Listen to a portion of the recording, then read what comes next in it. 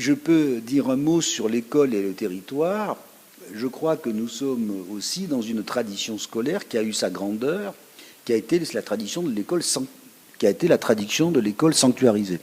Bon.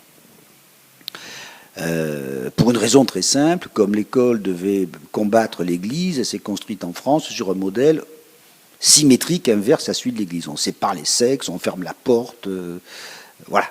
J'ai été élevé, moi, dans ce monde, avec école de filles et de garçons d'un côté, l'Église de l'autre côté, et une sorte de symétrie opposée.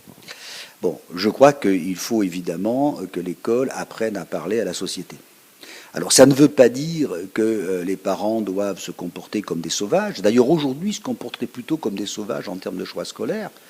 Mais ça veut dire qu'il faut, autour de l'école, créer un milieu éducatif. L'école n'a pas la capacité de tout faire. Et on peut quand même beaucoup regretter le déclin des mouvements d'éducation populaire, des mouvements qui font que les enfants pouvaient rester à l'école, après l'école, pour faire bien autre chose, qui fait que les enseignants étaient investis dans des mouvements. C'est pas purement de la nostalgie, c'était aussi une capacité d'éduquer. Et je crois que c'est pas ringard de dire ça.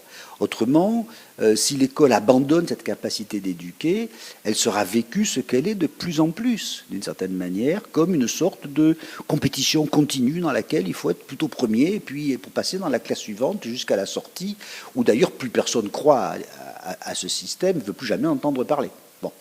Donc, oui, il faut que l'école soit un endroit qui fasse autre chose que l'école quand l'école est finie. Je ne vois pas pourquoi une vie associative s'y développerait pas. Je ne vois pas pourquoi on n'y ferait pas autre chose, sous réserve évidemment que c'est l'école qui ait les clés. C'est quand même l'école qui a les clés de la conciergerie et qui décide qui rentre pas, pourquoi faire, etc.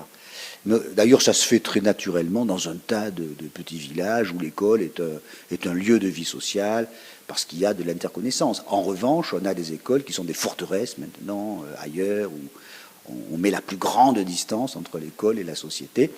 Et on constate dans certaines enquêtes que l'enseignant est à peine plus populaire que le policier. C'était quand même très ennuyeux.